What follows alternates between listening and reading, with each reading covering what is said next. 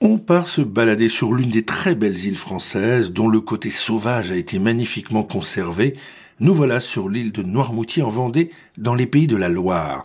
On va d'abord faire un saut à l'Épine, aux Quatre Vents, un splendide village vacances labellisé Chouette Nature et 4 saisons, où nous ont reçu le directeur Philippe Herbeau et le chef cuisinier Patrick Baranger. Bonjour, bienvenue au village vacances Les Quatre Vents. C'est une jolie histoire que je vais vous raconter, qui a commencé ici en 1947. Tout de suite après-guerre, les Quatre Vents ont accueilli les enfants qui ont souffert des années noires de cette triste période pour profiter du bon air de l'océan.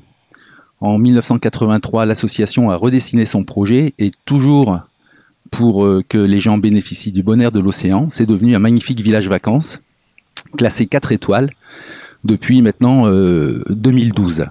Les Quatre Vents, c'est un village vacances sur un domaine de 5 hectares au bord de l'océan qui vous amène directement sur la dune, sur la plage des Élous, dans le bois des Élous. C'est également un village vacances d'une centaine de chambres réparties en pension complète et en gîte, et depuis quelques années un gîte de groupe qui peut accueillir de 12 à 56 personnes, un peu exceptionnel dans les pays de la Loire.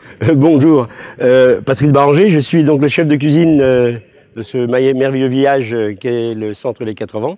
Et nous sommes sur une île de Noirmoutier, pays côtier, mais surtout producteur de pommes de terre, comme elle est très souvent entendue, comme on en entend souvent parler par les différentes ventes. La Bonnotte, on va commencer par la Bonnotte, et puis ces diverses variétés comme la Syrthéma et la Charlotte. On les travaille forcément avec les algues sur une île, mais une île, ce sont des coquillages, les huîtres de Noirmoutier, de beaux élevages, pas encore labellisés, mais je ne pense que ça va pas tarder. Beaucoup de pêche à pied.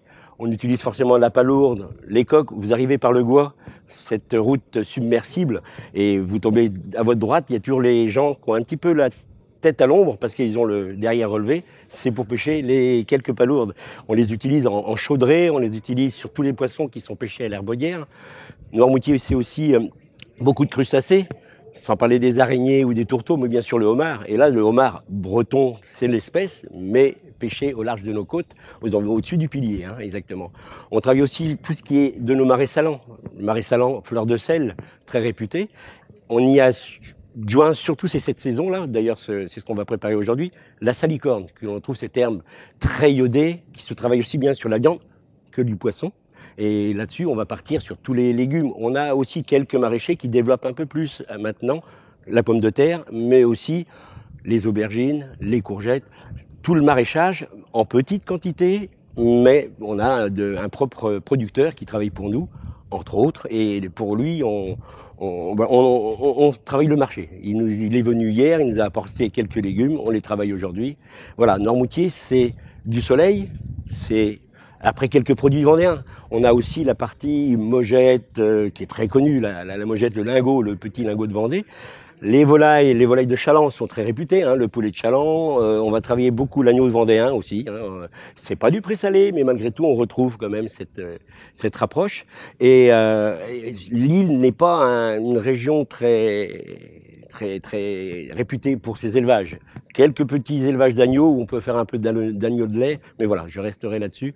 Nos clients sont plutôt heureux de découvrir la pêche, le produit du jour, la fraîcheur, et voilà, c'est ce que l'on développe réellement à longueur d'année, qu'importe les saisons, puisqu'il y a les cucurbitacées, on en a aussi sur Noirmoutier. Il y a les vieux potimarrons, excellents, sucrés, à souhait. Alors, je parle forcément de gastronomie, et je ne sais pas si vous pouvez le constater derrière moi, j'ai une petite partie de la terrasse qui est prise, il y a la salle qui est hyper complète. La meilleure des choses que vous puissiez faire, c'est venir nous voir, et vous pourrez constater par vous-même tout ce qu'on vous a dit aujourd'hui, il n'y a rien de faux, tout est complètement vrai. Mais là, il va falloir que j'y aille. On se sent bien aux Quatre Vents, à l'Épine, sur l'île de Noirmoutier en général, alors on va y rester. On se retrouve donc demain et vendredi pour la suite de la visite.